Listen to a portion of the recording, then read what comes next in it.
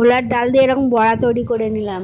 বড়া তৈরি করতে লাগবে নুন, হলুদ, কাঁচা লঙ্কা, আদা আর কালো জিরে। এরকম বড়া ভেজে নিতে হবে, কম আঁচে ভাজতে হবে, নাহলে বড়া পুড়ে যাবে। এরকম আলুও ভেজে নেব।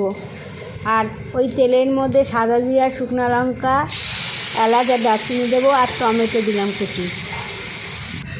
টমেটো আমি পেস্ট করে দিই না, টমেটো কুচি। এইদিকে আর একটা মশলা দিলাম, আদা, ধনে গুঁড়ো, কাশ্মীর লঙ্কা গুঁড়ো আর কাঁচা লঙ্কা, আর একটু নুনও দিয়েছি।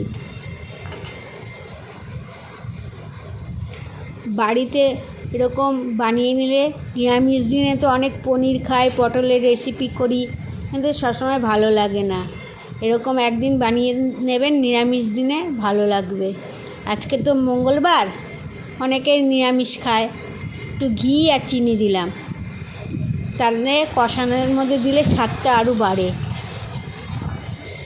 বাইরের পনির কি ডাল দিয়ে তৈরি হয় জানি না, শক্ত শক্ত লাগে। এরকম বাড়িতে তৈরি করে দিলে বাচ্চারা খুব ভালো লাগে খেতে, নরম হয়, সফট হয়।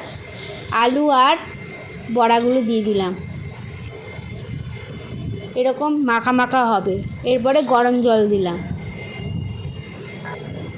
বড়ার মধ্যে জলগুলো অনেকটা সোপ করে নেবে। এবার গরম মশলা দিলাম কিছুটা। একবার বাড়িতে বানিয়ে দেখো, খুব ভালো লাগবে। বন্ধুরা বলবে কেমন হয়েছে। ঘি দিলাম কিছুটা।